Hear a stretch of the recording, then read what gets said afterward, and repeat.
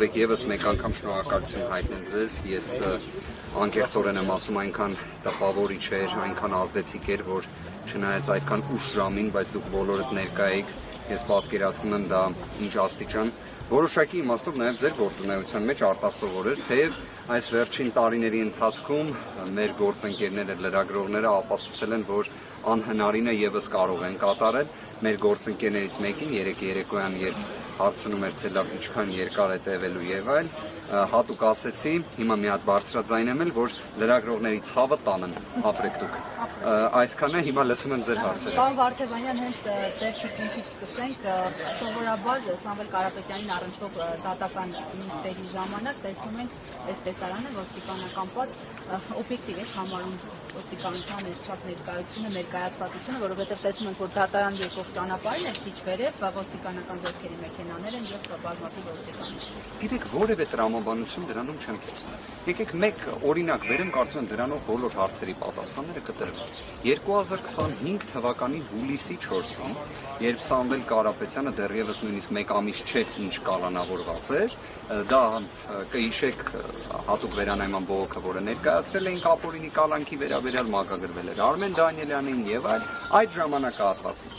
10,000-ից ավել մեր հայրենակիցներ հավաքվել էին, մասնակցում էին հանրահավաքի։ Հանրահավաքը երթով շարժվել էր դեպի ազգային անվտանգության ծառայություն։ Մարդիկ վանկարկում էին մեր ձևով եւ 10,000-ից ավել մարդկանց մասնակցությամբ հանրահավաքի ընթացքում նույնիսկ մեկ վարչական իրավախախտում տեղի չէր ունեցել։ Կարծում եմ դրանով բոլոր հարցերի պատասխանը տրված է։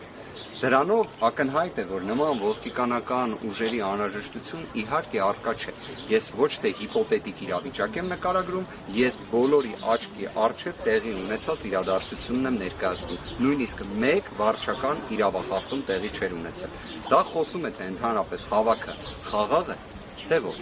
Իհարկե խաղաղ։ Ավելին, հավաքի նպատակն էլ ազնիվ է։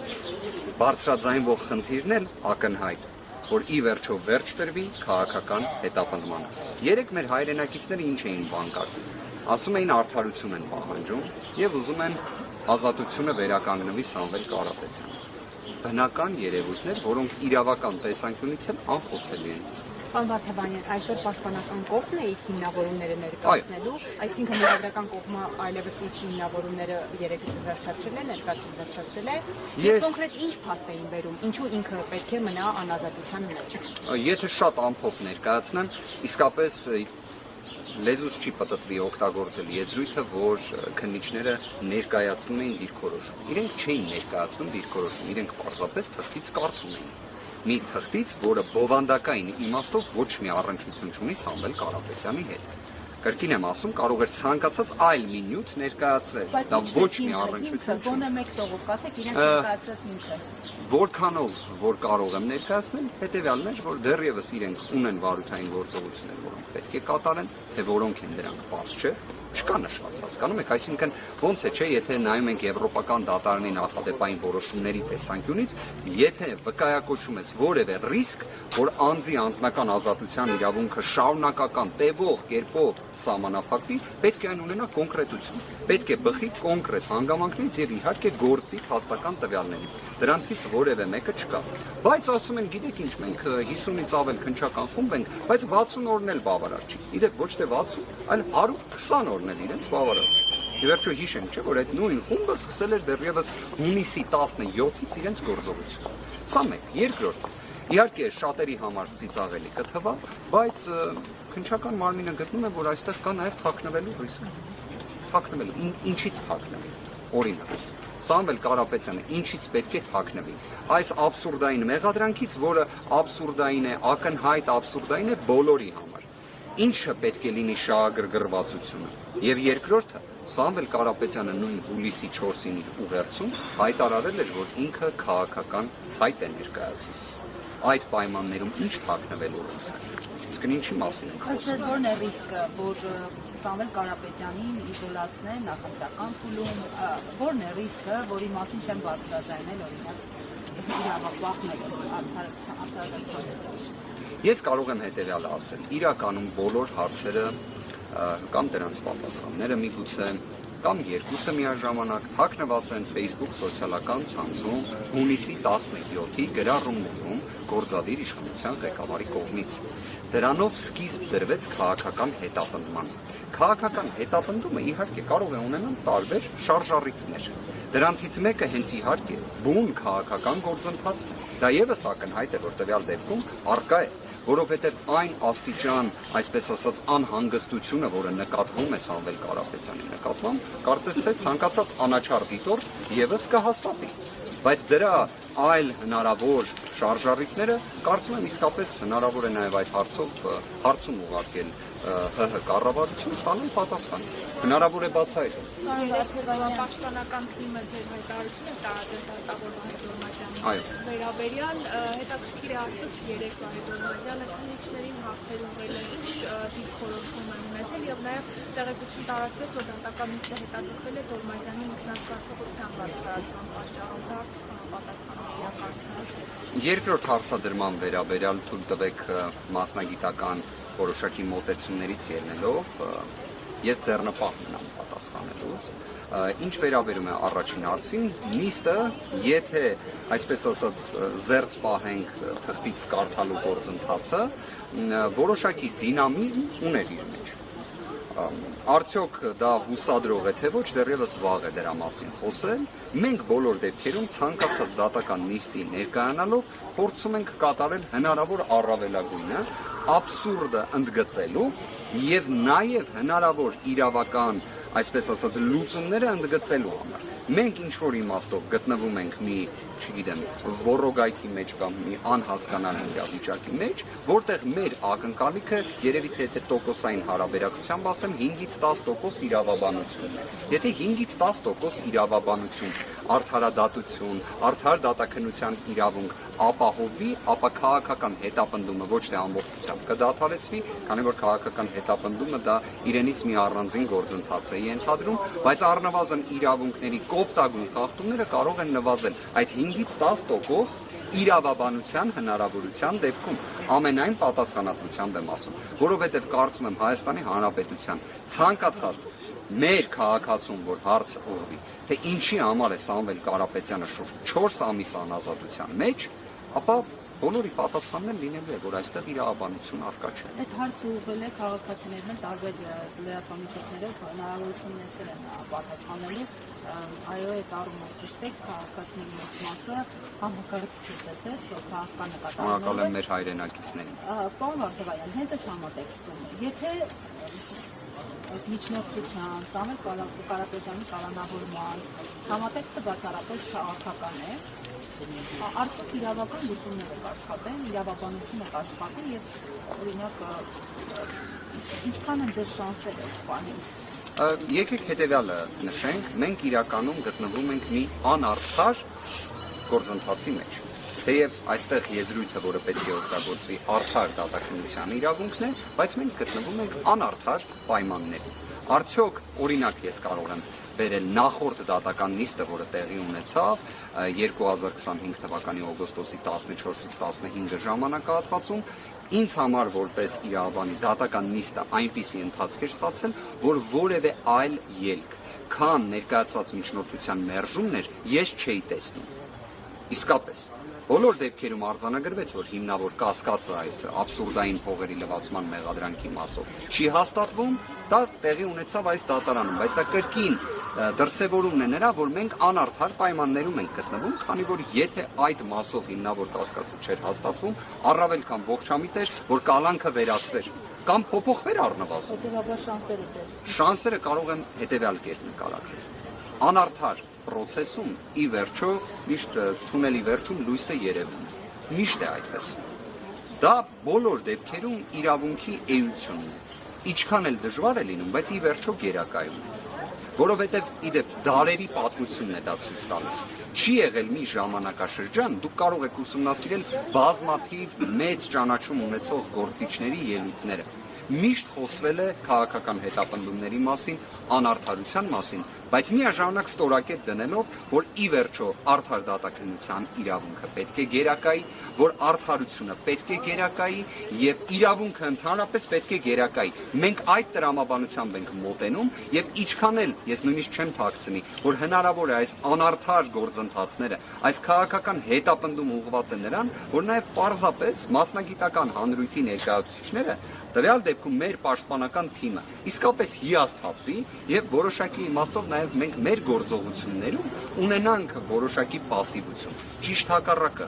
Ճիշտ հակառակը։ Այս ամենից թե մեր միջնորդությունները, թե մեր գրությունները, թե մեր դիմումները, թե իրավունքների խախտման վերաբերյալ արձանագրումները միայն ավելանում են։ Բայց արդյոք դա է մեր շահագրգռվածությունը? Ոչ, հարգելի գործընկերներ։ Մենք իսկապես տվյալ իրավիճակում շահագրգռված ենք մեկ հանգամանքով, որ Հայաստանի Հանրապետությունում իրավունքները չեն կարող նման կերպ ոտնահարվել։ Մենք 21-րդ դարում ենք գտնվում եւ սա Հայաստանի Հանրապետությունն է, որը իսկապես պետք է լինի աշխարհի օրինակելի երկրներից մեկը, ոչ թե օրինակ տարբեր միջազգային զանգվածային լրատվության միջոցներ Հայաստանի մասին խոսեն, որ Forbes-ի ցուցակում գտնվող Հայաստանի Հանրապետության քաղաքացին 4 ամիս է ինչ գտնվում է անազատության մեջ, ամենաինտենսիվ սահմանափակման պայմաններում, իսկ թե ինչի համար ոչ մեկ գաղափար չունի։ Հիմա ի վերջո բոլորը, վստահ եմ մեր հայրենակիցներից, լսել են Սամվել Կարապետյանի հունիսի 17-ի հարցազրույցը։ Ինչ կոչի մասին է խոսքը, ժողովուրդ ջան։ Մենք իդեպ այդ հարցը նորից բարձրաձայնում ենք, լավ, որն է, մեր ձևով արտահայտությունն է, ինչն է, եկեղեցու կողքը կանգնելն է, որն է էլի այդ բանալի բառը, որ վերածվում է կոչի։ Կոչը ի վերջո հիմա օրինակ տեսեք, մենք այստեղ ունենք լիքը մեր հայրենակիցների, չէ՞։ Հիմա եթե մենք օրինակ մեր հայրենակիցներին առաջարկենք X գործողություն, այդ դա նմանվում է կոչի, բայց ինքնին կոչը դեռ հանցանք չի։ Այդ կոչը պետք է ուղղված լինի կոնկրետ ինչ-որ մի ապօրինության։ Հիմա ենթադրենք 2018 թվականին բազմաթիվ կոչեր են հնչել այն ժամանակ ազգային ժողովի պատգամավոր Նիկոլ Փաշինյանի կողմից, որպես փողոցային շարժում սկսած անձի, այսպես ասած, կարգավիճակով, ինչի այդտեղ ամենը կոչ էր, այօրինակ երբ հնչում էր, որ կամ ես կլինեմ վարչապետ կամ Հայաստանի Հանրապետությունը վարչապետ չի ունենա, շատ նման է իդեպ իշխանությունը բռնությամբ զավթելու կամ սահմանադրական կարգը տապալելու կոչի, բայց ենթադրենք, որ եթե քաղաքական գործիչները չհաջողեն, մենք էլ մեր ձևով կմասնակցենք այդ գործընթացին, իդեպ 168-ի մեր գործընկերներն են, որ ներկա են, դուք վստահ եմ տեղյակ եք, որ մասնակցել արտահայտությունը գրվել էր միջամտել, եւ որ պատկերացնեք եւ պատկերացրեք պարզաբանելու սկզբնաղբյուր կայքում է եղել բոլոր լրատվականները նույն ձևով հոգի են արել, բայց քանի որ 168-ը սիրելի լրատվամիջոց է եւ բոլորը ասեմ ավելին եւ օգտվել էին 168-երից, ասեմ ավելին, ես եկեք ձեզ մի հետաքրքիր հանգամանք բացահայտեմ, ոչ միայն ընթերցում են, այլ նաեւ տվյալ դեպքում այս քրեական վարույթի նյութ է հանդիսանում հենց 168-ի կողմից հրապարակված հատվածը եւ ինչն է հետաքրքիր։ Ես ենթադրեմ, նայել եմ տեսանյութը եւ տեսել եմ, որ այնտեղ օգտագործվում է մասնակցել, ոչ թե միջամտել, չէ՞։ Պատկերացնում եք, որ օրինակ դատախազության եւ քննչականի գործընկերները դա չեն նայել։ Եւ ի սկզբանե նյութերը գնացել են միջամտելով։ Հիմա հարգելիներս, այս պարագայում Հունիսի 17-ի Facebook-յան գրառումների հետ կապված ես օրինակ իսկապես հարցում եմ։ Իսկ այդ գրառումները օրինակ զննվել են քննչական մարմնի կողմից։ Օրինակ իրենց հետաքրքիր չէ, ինչի համար է գործադիր իշխանության ղեկավարը միջամտել ելույթը օգտագործում։ Ինչի համար է գործադիր իշխանության ղեկավարը Սամվել Կարապետյանի մասին խոսում։ Ավելին, ցուցումներ էլ տալիս իրավապահներին, օրինակ դա չեն ուզում քննության առարկա դարձնել։ Իհարկե միգուցե հիմա էլ քննչական մարմինը կասի, որ հենց այդ գործողությունը պետք է անեն, ու Սամվել Կարապետյանը կարող է խոչընդոտել այդ գործողությունները։ Դե հիմա աբսուրդ ինչի՞ չէ, մի հատ էլ տենց աբսուրդ լինի։ Քանի որ ինքն էլ ասել էր մենք մեր ձևով կմիջամտենք։ Այ հետաքրքիր հանգամանք եք բարձրացնում։ Ես օրինակ սկսել էի Facebook-յան գրառումները զննելու մտքից, դուք ավելի առաջ գնացիք, որ ընդհանրապես հարցաքննելու հարց բարձրաձայնվեր։ Կարծում եմ նախաքննական մարմինը այսօրվա պայմաններում երբեք նման գործողություն չի կատարի։ Իսկ դուք որպես պաշտպանական կողմից հնարավոր է որևէ փուլում միջնորդեք, որպեսզի Նիկոլ Փաշինյանը դատարանում Եկեք որևէ մի գործողություն չբացառենք այս փուլում, բայց ես առնվազն գիտեմ մի բան, որ այս քրեական վարույթի ամբողջ հարցերը, պատասխանները, ակունքը, առիթը, ընդհանրապես ամեն ինչ կատարվում է հենց հունիսի 17-ի այդ մի քանի Facebook-յան գրառումների մեջ են, որը ի դեպ, այսպես ասած, առնվազն մեղմ ասած զարմանալի է նաև ցանկացած միջազգային գործունեություն իրականացնող իրավաբան լինի, իրավապաշտպան լինի, ԶԼՄ ներկայացուցիչ լինի, իսկապես բոլորի համար շոկային է, որ գործադիր իշխանության ղեկավարը նման ձևով գրառումներ է կատարում եւ մի հատ էլ ցուցումներ է տալիս, հաշվեհարդարի խոստում է տալիս, որը առնվազն տեսել ենք թե 120 օր ինչպես է կատարյալ կերպով իրացվում։ Պարոն Վարդևանյան, այսօր դատական նիստին մասնակցելու պարոն Ամստերդամը թերոջ եւ երեք նա ասուլիսի ժամանակ ասել էր, որ մենք ամեն օր կգրոհենք Փաշինյանին եւ Հայաստանին մինչեւ Սամվել Կարապետյանի ազատ արձակվելը եւ սա շատերի կողմից հանդիսացավ որպես կողմեր, նա ասել է իրավական տեսակ։ Ես այսպես ասեմ, կարծում եմ Ամստերդամի ելույթները նաև հասանելի են օրինակ YouTube-ում, ենթադրենք իր հարցազրույցը Տակեր Կարլսոնի հետ։ Հասանելի է YouTube-ում, դուք էլ կարող եք ուսումնասիրել, այնտեղ եւս բավականին սուր հռետորաբանություն է օգտագործում, բայց վստահ եղեք, համոզված եղեք, Հայաստանի Հանրապետությունը գրողելու կամ նման եզրույթները, ես նույնիսկ կարծում եմ միգուցե թարգմանության խնդիր է եղել, որովհետև Ամստերդամի հետ խոսելու ընթացքում կարող եմ ասել վերջինս չափազանց տպավորված է Հայաստանի Հանրապետության թե բնակիչներով, թե Հայաստանի Հանրապետությունով, այլ արդ որ բնավ տպավորված չէ քաղաքական հետապնդումներով, սա այլ պատմություն է։ Բայց այդպիսի ձևակերպումների տեսանկյունից կարծում եմ դա որոշակի առումով կիսաճշմարտություն է նման կերպ մեկնաբանելը։ Հավատացած եղեք, եթե հենց ուղիղ նման ձևակերպում լիներ, առաջին նախատողները կամ քննադատողները կամ դրա վերաբերյալ գնահատական տվողները լինելու ենք մենք, որովհետև ես առնվազն թե իմ գործընկերները